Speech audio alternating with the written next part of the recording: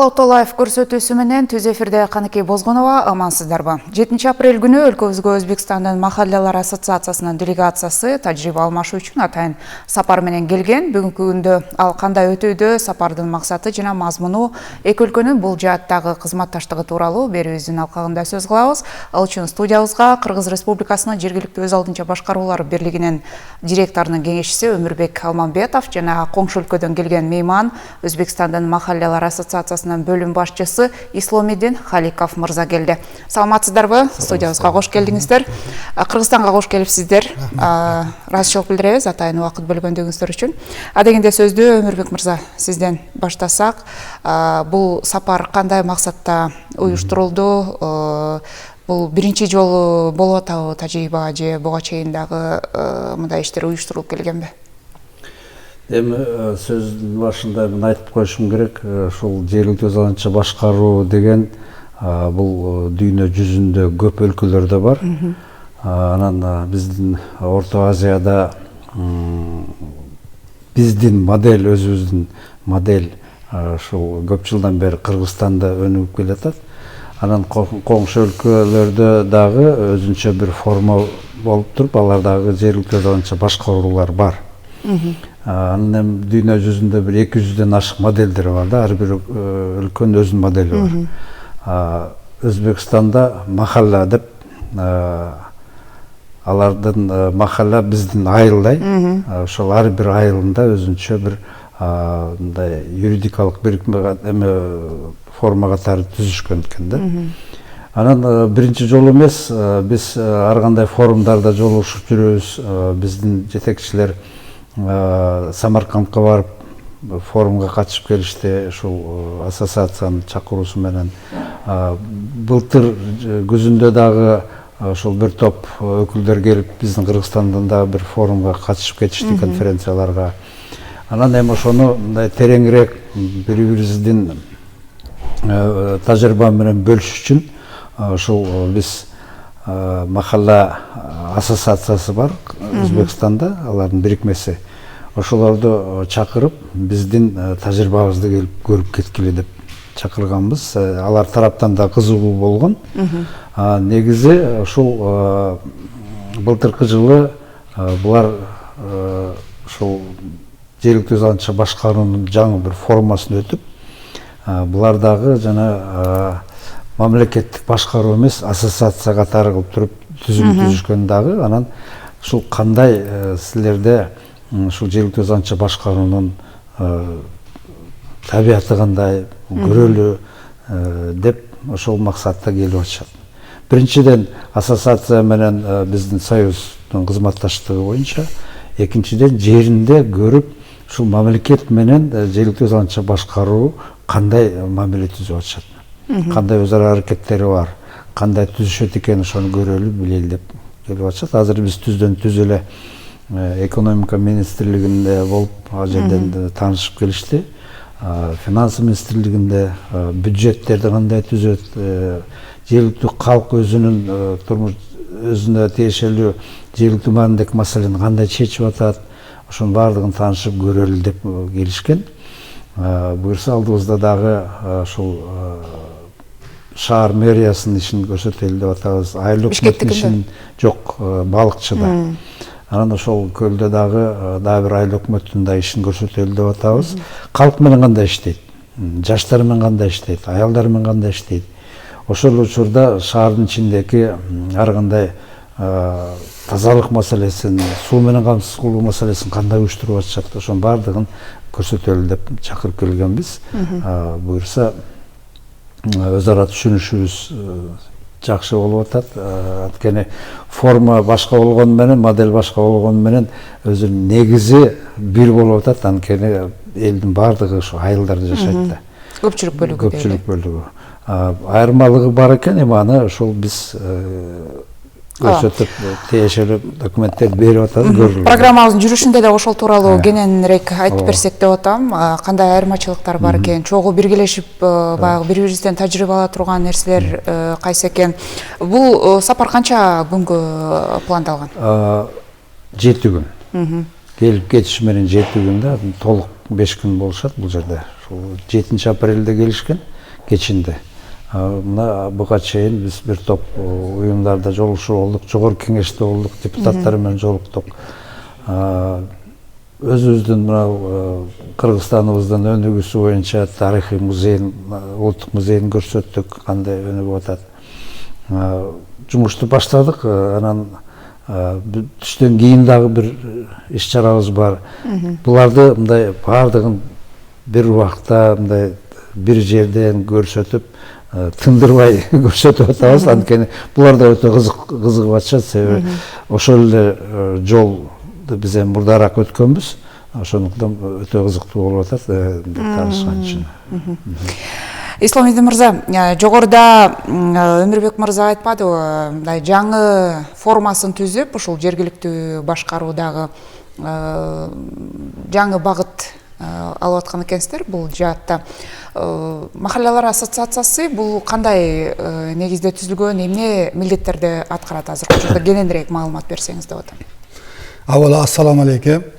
Shu Qirg'iz Respublikasini mahallalar tizimi bo'yicha bir o'zaro tajriba almashish maqsadidagi takliflari uchun katta rahmat deymiz. Biz bilamiz, O'zbekiston Respublikasi bilan Qirg'iz Respublikasi avvaldan qo'shni sifatida biz o'sha dinimiz bir, mentalitetimiz, tilimiz yaqinligi va bu o'sha bizni aholi bilan ishlashda, bevosita eng pastki quyi tizim mahallalarda ishlashda juda qo'l keladi. Aytib o'tishimiz kerak, so'nggi yillarda O'zbekistonda ham juda shu mahalla tizimida muhtaram prezidentimiz tashabbuslari bilan juda katta islohotlar amalga oshirilyapti. Bu bevosita aholini muammosini o'sha eng quyi tizim bo'lgan mahallada aniqlab, ularni hal qilishda bu mahalla tizimi o'zining o'sha jamoatchilik boshqaruvi va o'sha nazoratini amalga oshiruvchi bo'g'in sifatida o'zini faoliyatini ko'rsatyapti. Bu jihatdan biz o'ylaymiz, bizga eng yaqin bo'lgan o'sha Qirg'iz Respublikasini tajribasi ham albatta xalqaro tajribalar sifatida eng yaqini deb bilamiz. Chunki bizni xalqimiz yaqinligi ham bu bizga qo'l keladi.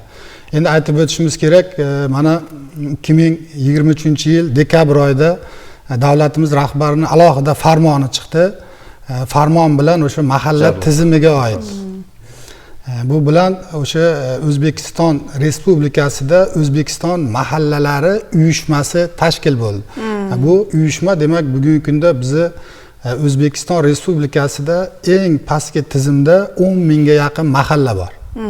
U mahalla o'sha biz aytamiz, bu yerdan farqli ravishda pastda mahallalarni rais boshqaradi. U rais saylanadi. Demak o'sha el saylaydi. El saylaydi. El o'zini ichidan eng tashabbuskor, shu xalqni dardini, muammosini tushunadigan, o'sha mahallada yashaydigan fuqarolarning ichidan eng afzalini topib, ularni saylaydi. O'sha mahallalarda raislari o'zlari uchun ularni demak o'sha yerda mahalla muammolarini hal qilishda mahallani birinchi navbatda o'sha qo'llab-quvvatlash, ularga ko'maklashish, demak ular o'zini o'zi boshqaradigan organ. Biz o'sha davlat tomonidan ularga yordamlashish maqsadida O'zbekiston mahallalar uyushmasi tashkil bo'lgan. Endi yana bir alohida aytib o'tay, demak mana o'sha 2023-yil aytib o'tgan dekabrdagi alohida farmon bilan mahallada fuqarolarni o'zini o'zi boshqarish organi bilan birgalikda demak davlat organlarining ham faoliyati yo'lga qo'yildi. Bu demak biz o'sha yerda mahalla raisidan tashqari yana 6 ta davlat organi birgalikda biz aytamiz o'sha mahalla yettiligi, semyorka deymiz, mahalla yettiligi degan alohida bir organ tashkil bo'ldi. Bu demak birinchi navbatda o'sha aholining eng ko'p muammolari bo'lgan o'sha ularni bandligini ta'minlash. Mana tadbirkorlikka jalb qilish nuqtai nazaridan o'sha biz tuman shaharlarda hokim boshqaradi. Hokimlarning yordamchilari degan lavozim ochildi. Hokim yordamchisi. Shu bilan birga biz bilamiz, o'sha aholining asosiy bir 50% ga yaqinini ayollar, xotin-qizlar tashkil qiladi. Xotin-qizlarning muammolarini hal qilish uchun alohida xotin-qizlar faoli degan lavozim ochilgan. Bundan tashqari o'sha mana biz O'zbekiston Respublikasida 60% dan oshig'ini xalqimiz yoshlar tashkil qiladi. Demak, mahallada yoshlarning muammolarini hal qilish, ularni qo'llab-quvvatlash maqsadida yoshlar yetakchisi degan lavozim ham tashkil etganmiz. Shu bilan birga endi albatta bu avvaldan bo'lgan o'sha mahallalarda jinoyatchilik masalalarini oldini olish uchun profilaktika inspektorlari, ijtimoiy yordam ko'rsatish uchun ijtimoiy xodim va o'sha aholining soliq madaniyatini oshirish, ularga ko'maklash maqsadida soliq inspektori. Jami o'sha 7 ta bitta mahalla raisi va 6 ta davlat organi bilan mahalla yettiligi degan tizimda yo'lga qo'yilganligi bizni so'nggi mana oxirgi 1 yil davomidagi amalga oshirilgan eng yuqori islohotlardan biri desak bo'ladi. Bu albatta dastlabki yillarda o'zini ijobiy tomonlarini ko'rsatdi. Sababi o'sha mahallani o'zidagi muammoni yuqori idoralarga mana borib muammoni hal qilish uchun sansalor bo'lib yurmasligi uchun bevosita mahallani o'zida hal qilish imkoniyatini yaratdi. Bugungi kunda masalan aholi bir bandligini ta'minlash yoki bir tadbirkorlik qilish boshqa masalada mahallani o'ziga boradi. Mahallani o'zida o'sha mahalla yettiligiga murojaat qilib o'sha yerda hal bo'ladi. Endi yana bir aytib o'tishimiz kerak, ikkinchi masala sifatida bu avval bizda mana yangilik sifatida bo'ldi, mahallani moliyaviy imkoniyati bo'ldi. Avval bizda o'sha bevosita mahallalardagi aholining muammosini hal qilish uchun yuqori organlarga murojaat qilib o'sha u yerdan yordam berardik. Hozir mahallani o'zida alohida jamg'arma tashkil qilindi.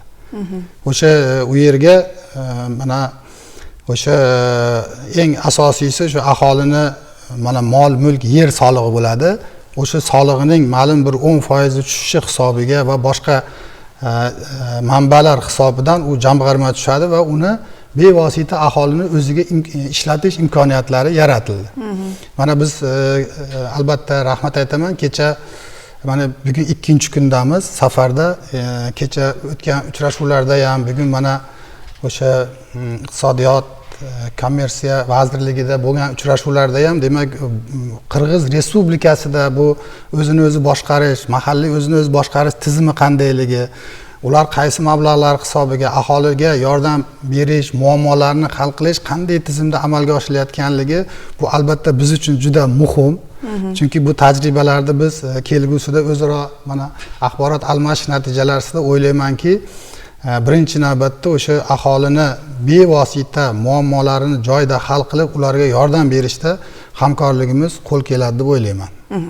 Konkrettүү qanday жардамдарды бересиз ошол бересиздер сиздер mahallалардын raistери деп атпайсызбы, жетекчилери деп айталы? Albatta biz o'sha mahalla yettiligi degan jamoat organi tuzganimizdan keyin birinchi navbatda avval bo'lib kelgan bizda o'sha aholini muammolarini hal qilish uchun alohida bir daftarlar tashkil qilganmiz. Birinchi daftarimiz bu o'sha ayollar daftari deymiz. O'sha qiynalgan, yordamga muhtoj, kelgusida o'zini rivojlanishiga yordam ko'rsatadigan ayollarni bitta daftarga yozamiz. Shu bilan birga yoshlar daftari degan bor. Bu yoshlar demak, xuddi shunday yoshlarning muammolarini bitta daftarga yozamizda, keyin butun mana bir oila bir yordamga muhtoj bo'lsa, uni masalan bir qaysidir sabablar bilan u qiynalib qolgan, kelgusida o'zini o'nglash, oyoqqa turish nuqtai nazaridan temir daftar degan daftarlar bor. Bu o'sha aholini ehtiyojmand qatlamini ro'yxatlarini tuzib olganmiz. Ularga davlat tomonidan beriladigan yordam avval o'sha davlat organlarida berilgan. Endilikda mana oxirgi so'nggi islohotlarda bevosita mahalla haligi aytib o'tgan yettilikka berildi. Endi mahalla yettiligi yig'iladi. Masalan, Abdullayevga yordam kerak ekan. Nima deysizlar deydi, ko'rib chiqiladi. Haqiqatda beramiz deb qo'l ko'tarib, mahalla yettiligining qarori bilan yordam berish imkoniyati paydo bo'ldi. Bu albatta endi uni boshqa bir tuman markazlariga, shaharlarga borib idora sansalor bo'lishiga hojat qolmadi. Bevosita mahallani o'zida hal qilish imkoniyati bo'ldi. Bundan tashqari mana mahallalarga o'sha jamg'arma ochilib, uni moliyaviy mablag'iga ega bo'lganligi o'sha mahallani ichidagi aytib o'tamiz, masalan, ichki ko'chalar deymiz, obodonlashtirish, tozalik, mana mahalla qadriyatlari, mana biz aytamiz sumalak, boshqa hamma tadbirlarga bevosita o'zini moliyaviy imkoniyatini yaratdik. Demak, o'sha yerda o'zini jamg'armasi hisobidan ham o'sha mahallani muammolarini hal qilib ketish imkoniyati yaratildi. Endi bizda albatta mahalla raisi saylov bilan bo'ladi. Mana bu yil mana shu yilni may, iyul oylarida saylov bo'lib o'tadi. O'sha saylovlarda bitta masalan mahallada 3 ta, 4 ta, 5 ta nomzodni fuqarolarni o'zlari ko'rsatadi. Mana shu bizni fuqaromiz, shunga rais, oqsoqol bo'lsa deydi. Keyin mahalla aholisi yig'ilgan holatda u o'zini dasturlarini aytadi. Agar men mahalla raisi bo'lsam, shu ishlarni amalga oshiraman deydi va fuqarolar ovozga qo'yish yo'li bilan demak o'sha mahalla raisini saylab olamiz. Yaxshi. Ömürbek Mirza, jo'g'rida siz aytib boshdingizlar, janag'i o'xshaштык жактары, ошол жергиликтүү өз алдынча башкаруудагы анан айырмачылыктар. Буга чейин дагы сиз тажрыйба алмашып, ар кандай иш-чараларда жолугуп жүрөбүз деп атасыз. Кандай окшоштуктар, айырмачылыктар бар экен ушул жакта? Окшоштуктар. Же биз ала турган нерсе Өзбекстандан бар экен. Ала турган нерселер бар экен. Мен кийин айтам. Негизинен булардын азыркы системасы мурдакы баа бизде сельсовет дегендер бар эмеспи? Сельсоветтерде баардык маселе чечилчү да. 96-жылы айыл өкмөттөр түзүлө баштаганда айыл өкмөттөр болуп, кээ бир айылдарды бириктирип, айыл округ кылып туруп айыл өкмөт шайлаганда, буларда ар бир айылда бар экен башкармалыгы. Анын башкармалыгы 7 кишиден деп атпайбы, 7 кишиден. Анын бирөө раиси. Бул азыр биздин айылдык кеңеш сыяктуу. Ошол ар бир айылда бар экен бирок. Ар бир айылда тиги кеңеш сыяктуу, бирок кеңеши да бар, кеңеш барбы? Кеңеш өзүнчө. Булар ошол аппараты. Айыл өкмөттүн аппаратындай, алардын ар бир айылда аппараты бар экен да, 7 кишиден. Бирөө төрагасы, 6 киши ошол мамлекеттик органдардын ар бир багыт боюнча, мисалы социалдык, экономикалык, жер маселеси боюнча дагы, инвестиция боюнча дагы бардык мамлекеттик органдардын жасай турган жумуштарынын ар бир адисти ушул кирет экен. Айлыкты алышат булар республикалык бюджеттен. Местный бюджеттен албайт экен. Анан ошол жердеки туман деп коет район. Райондун акимдин помощниги да? Помощниги деп туруп дагы бир штат чогуу кирет экен, ошо менен 7 киши башкарат экен да. Анан бирок ар бир кишинин ошол өзүнүн аткара турган жумушунун артында каражаты бар экен. Жана 10% калат деп атпайбы, 10%ды өздөрү маселени өздөрү чечет экен. Бизде бюджеттик кодекс бар, жазылып калган, эмнеге жумшайт, акысы бар, эмнеге акысы жок деп жазылган да ошол негизинде. Буларга эч ким кийлигишпейт экен дагы, ошол 10% түшкөндө ошол өздөрүнүн жумушуна ошол 7 киши жумшайт экен. Тетраттар деп атпайбы, тетратта ар бирине аялдарга, жаштарга жасала турган муктаждыктарды, жасала турган нерселер жазылса, ошонун артында акча бар экен. Булардачы. Анан дагы бир жакшы нерсеси, буларда жана биз кредит көйгөй болуп атпайбы? Банкка барып эле банктарга алданып кредит алышып берет да. Буларда ар бир махаллада бир кредитный специалист бар экен. Банкка барбайт экен. Ошол жердеки калк кирип, ушу кредитный специалист менен маселесин чечип, ал документтерин өзү толтурдуп, бүтүрүп, банк менен байланыштырып, акчасын алып келип ошол жерден берет экен. Эл банкка барып жалдарап аякта жүрбөйт экен да, алданбайт экен. Ошонун эсебинен бир топ жанакы маселелер, мындай көйгөйлөр жоюлуп кетиптир. Алдын алышат. Алдын алышат экен. Анан бир участковый инспектор биздин тилде да сөзсүз түрдө ошол жердеки болгон баягы преступность профилактикалат экен да, ошол жерде жашаган адам экен. Күндөп түндөп ошол жерде бир айылда жашайт, бир инспектор баардыгын билет, тааныйт. Ошонун эсебинен дагы преступность дагы азайып кетиптир да. Ушул жакшы ала турган нерселер бар экен. Анан эми система жакшы түзүлгөн. Система жакшы түзүлгөн экен да. Единственное, буларда эми өтө мындай тыгыз жайгашкан эл да, калк көп, айылдар чоң булардын. Ошондуктан ар бир айылга бирден коюп коюшуптур. Ошону бир аз кыйналып атабыз деп атат. Силердин айыл өкмөт болуп бириктирген система жакшы экен деп атат. Ошону ойлонуштуруп көрөлү деп атат. Ошондагы Исламидин мырзадан сурайын деп атам. Бизди мына 2 күндөн бери көрүп атабыз деп атпайсызбы? Эми эртең Ысык көлдө ошо жергиликтүү өз алдынча башкаруу органдарынын иши менен таанышат экенсиздер, бирок ошентсе дагы эмне кызыктырып атат сиздерди Кыргызстандын ушул жааттагы иштери? Мына жогоруда Өмүрбек мырза сиздердикин айтып атпайбы? Булардыкы мунусу жакшы экен, мындай системасы жакшы экен деп, биздикиде эмнени кызыгып атасыздар? Albatta tajriba almashadigan soha juda ko'p. Mana biz 2 kun davomida men o'zimga juda ko'p narsalarni anglab yetdim. Sababi mana bu hozir aytib o'tayotgan o'sha ovul hukumati, u yerda ovullarni boshqaruv tizimi, u yerdagi o'sha yo'nalishlar, mana ertaga yana albatta bevosita ko'ramiz. Bu bugungi kunda bizda albatta mahalla tizimida islohotlar davom etadi. Bu bir martalik emas. Keyingi islohotlarimizda amalga oshilayotgan ishlarimizda bu Qirg'iz Respublikasining tajribalari albatta qo'l keladi. Chunki bir o'ziga xos jihatlari bor. Bu bizni qo'shnichiligimiz ham, bu mana biz boshqa davlatlarda ham bo'lganmiz, lekin biz qo'shni mentalitetimiz, dinimiz, tilimiz yaqinligi ham biz ko'proq shu qo'shnilarning tajribalaridan inobatga olishimiz bizga yaqinroq, albatta yaqinroq.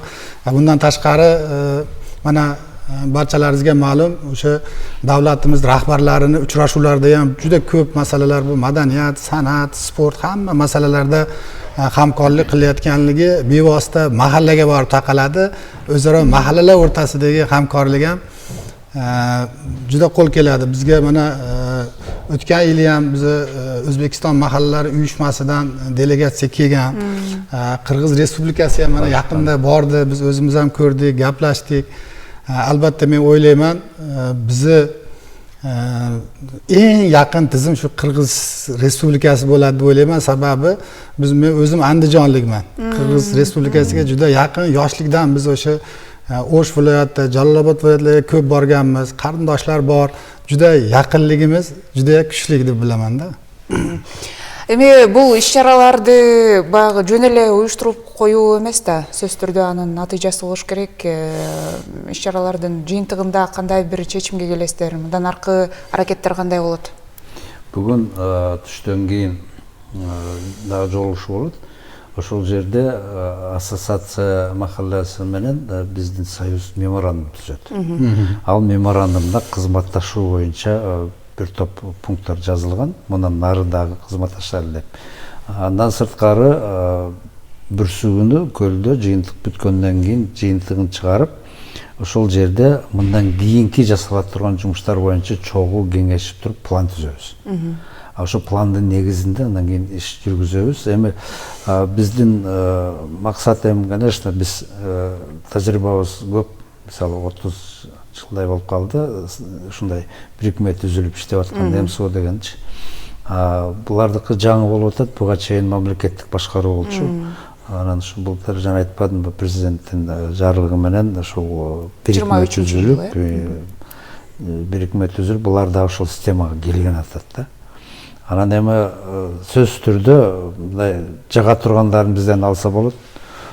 Биз дагы эми ассоциация союз катары булардын жакшы жерлерин дагы бүгүн министрликтерде да айтымда көрдүңөрбү, бюджет маселеси кандай.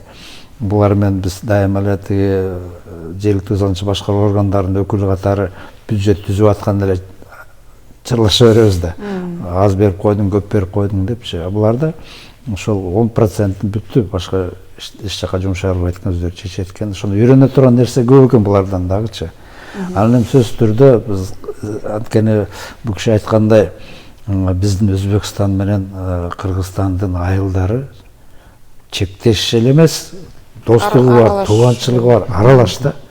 Анан ушундай жакын жактарын, жакшы жактарын бирге алып алсак, мындай бир иретке келтирип алсак, анан жалпы республиканын өнүгүүсүнө дагы чоң таасир тийгизет деп ойлойбуз да. Жыйынтыктоочу сөзүңүз барбы, Исламидин мырза? Убактыбыз аз калды. albatta mana bizni O'zbekiston mahallalari uyushmasini bevosita mahallalarda yordam berish boshqaruv nuqtai nazaridan bugungi kunda o'sha tuman shaharlarda tuman shahar hokimi mahallalarda qo'llab-quvvatlash o'sha kengash tuzganmiz. Kengashning raisi hisoblanadi. Respublikada bosh vazir hisoblanadi. Bu mana Qirg'iz Respublikasida ham o'sha mahallalarga yordam berish, ularni qo'llab-quvvatlash nuqtai nazaridan mana ittifoqni borib ko'rdik. Bu o'zaro biz ittifoq bilan ham hamkorligimizni juda yo'lga qo'yish, kelgusidagi ishlarimizni jadallashida o'zini amaliy yordamlarini beradi deb hisoblaymizda. Birikme болгону менен, ассоциация болгону менен, ассоциациянын төрагасы первый вице-премьер-министр Өзбекстан экен. Ошондой статусу бар экен да. Бизде эки орган болуп атпайбы. Биз коомдук уюмбуз. Анан тиги мамлекеттик орган бар, Государственное агентство по делам местного самоуправления и кадровой службы деген бар да. Булар бизде эки башка. Аларда бир вертикаль болуп атат да. Анан айтып кетчү нерсе, өткөндө борбордук Азия менен Европанын бирикмеси болуп Самаркандта саммит өтпөдү. Ошол жерде биздин президенти булардын төрагасы коштоп жүрдү, алып жүрдү. Ушул биздин ассоциация силерге кетип атат, тажрыйба алмашканга барып атат деп президентке дагы кулак кагыптыр. Аларда кабар бар. Биздин ушундай тажрыйба алмашыбыз. Бирок сиздер коомдук уюм болгону менен мамлекеттик мекемелер менен ушул эле өкмөт менен тыгыз эле кызматташасыздар. Коомдук уюм болгону менен мыйзамдарда белгиленген, ушул биз мындай кызматташуу боюнча жергиликтүү өз алдынча башкаруунун түз өкүлү катары мыйзамдарда бекитилген. Жакшы. Тилекке каршы бизге бөлүнгөн убакыт соңуна келип калды. Дагы бир ирет сиздерге ыраазычылык билдирем. Сапарыңыздар ийгиликтүү болсун. Ишиңиздерге ийгилик каалайбыз. Рахмат. Katta rahmat. Сиздер Алатолаев берүүсүн көрдүңүздөр. Анда биз тажрыйба алмашуу үчүн өлкөбүзгө келген Өзбекстандын Махаллалар ассоциациясынын сапары бордош эки элдин жергиликтүү өз алдынча башкаруу жаатындагы кызматташуусу тууралуу сөз кылдык. Мейманда Өзбекстандын Махаллалар ассоциациясынын бөлүм башчысы Исломидин Халиков жана жергиликтүү өз алдынча башкаруулар бирлигинин директорунун кеңешчиси Өмүрбек Алманбетов болду. Күнүңүз ийгиликтүү улансын.